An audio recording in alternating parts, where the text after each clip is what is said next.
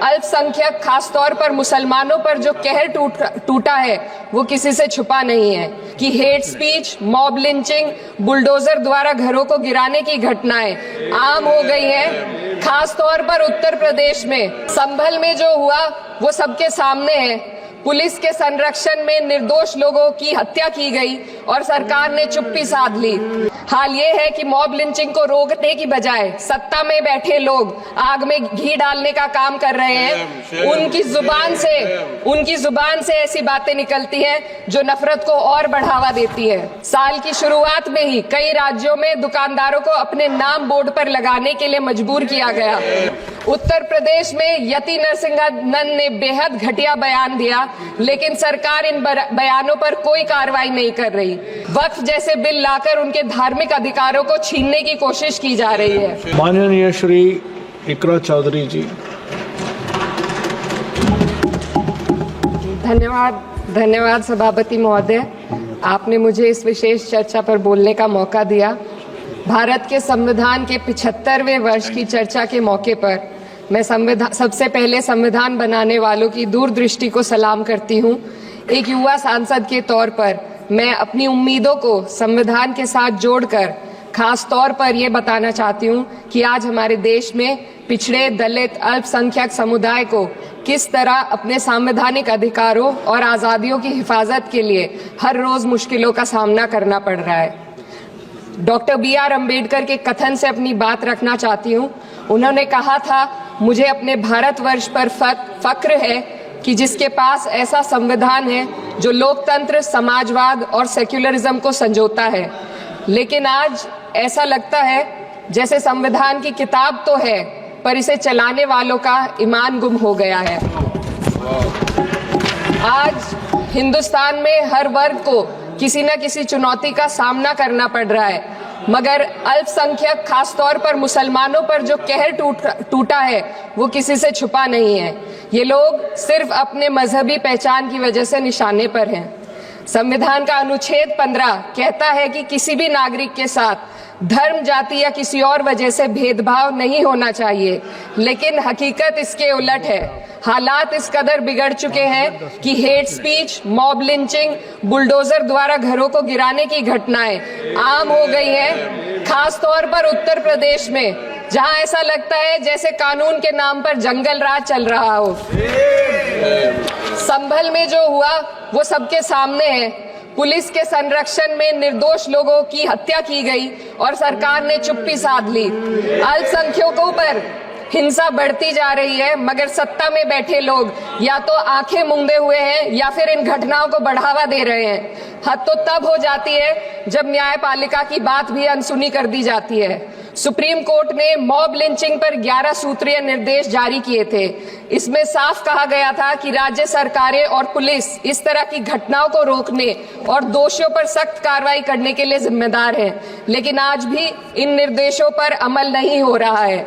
हाल ये है कि मॉब लिंचिंग को रोकने की बजाय सत्ता में बैठे लोग आग में घी डालने का काम कर रहे हैं। उनकी जुबान से ऐसी बातें निकलती हैं जो नफरत को और बढ़ावा देती है। ये अशांति अब इतनी गहराई तक फैल चुकी है कि हमारे समाज के धर्मनिरपेक्ष चरित्र पर गंभीर सवाल उठ रहे हैं। साल की शुरुआत में ही कई राज्यों में दुकानदारों को अपने नाम बोर्ड पर लगाने के लिए मजबूर किया गया। इसे सेहत और सुरक्षा के कानूनों का हिस्सा बताया गया, मगर असल मंशा कुछ और थी। ये कदम खास तौर पर मुसलमान दुकानदारों को निशाना बनाकर उठाया गया ताकि उनकी रोजी रोटी पर चोट की जाए।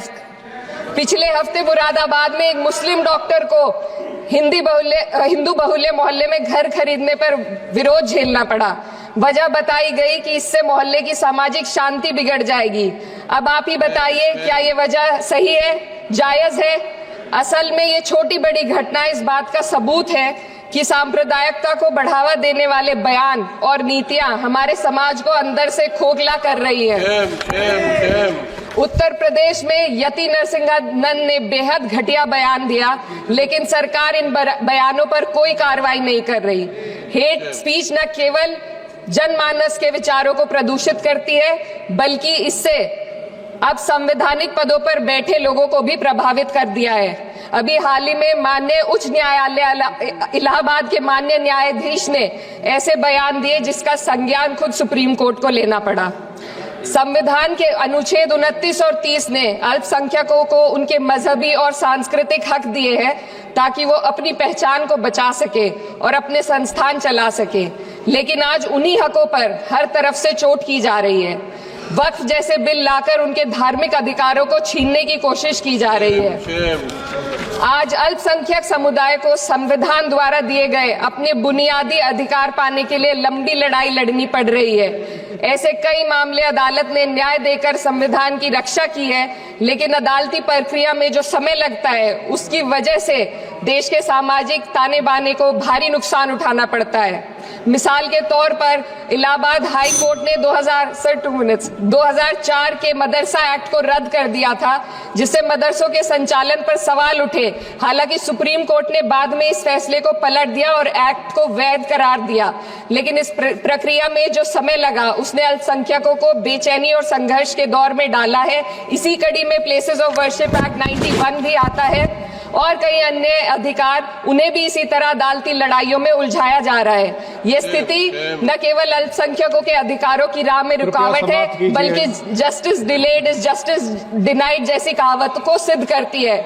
मैं इस सदन से दुनिया भर के अल्पसंख्यकों की आवाज उठाना चाहती हूँ, खास तौर पर हमारे पड़ोसी देश बांग्लादेश में अल्पसंख्यकों के साथ जो हो रहा है वे दिल को गहरे तक चोट पहुंचाने वाला है। उनकी जान माल की हत्या की जा रही है। बांग्लादेश हो या हिंदुस्तान हो या कोई और देश, अल्पसंख्यकों की सुरक्षा, इज्जत और अधिकारों की हिफाजत हर सरकार की सबसे पहली जिम्मेदारी होनी चाहिए। मैं इस सदन से अपने देश के अल्पसंख्यकों के साथ बांग्लादेश के पीड़ित अल्पसंख्यकों की आवाज को एक साथ उठाना चाहती हूँ। ये वक्त की पुकार है कि हम सब मिलकर ये सुनिश्चित करें कि किसी भी इंसान को उसकी पहचान या मजहब के कारण डर कर जीने पर मजबूर ना होना पड़े। जहाँ हक छीने जाते हैं वहाँ अमन खो जाता है। ये बात हर सरकार को समझनी चाहिए। अगर हम सच में अपने संविधान का सम्मान करना चाहते हैं तो हमें नफरत और भेदभाव को खत्म करना होगा। हमें ये दिखाना होगा कि ये मुल्क हर वर्ग, हर जाति, हर धर्म और हर समुदाय का है, और जब तक ऐसा नहीं होगा तब तक संविधान की आत्मा सिसकती रहेगी। सर, अपनी बात को खत्म करते हुए मैं एक शेर अर्ज करना चाहती हूँ। ये दाग दाग उजाला, ये शब गजीदा शहर, वो इंतजार था जिसका ये वो शहर तो नहीं।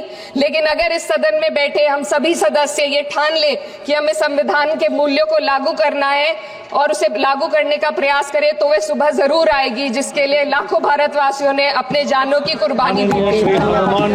मिल्लत टाइम्स को जारी रखने और मजबूत बनाने के लिए हमारी आर्थिक सहायता कीजिए। ये एक आजाद मीडिया हाउस और कमजोरों की आवाज है। आप हमें देखें, सुने, पढ़ें और हर महीने ज्यादा नहीं, सिर्फ 100 रुपए से मदद करें। डिटेल्स डिस्क्रिप्शन में मौजूद हैं।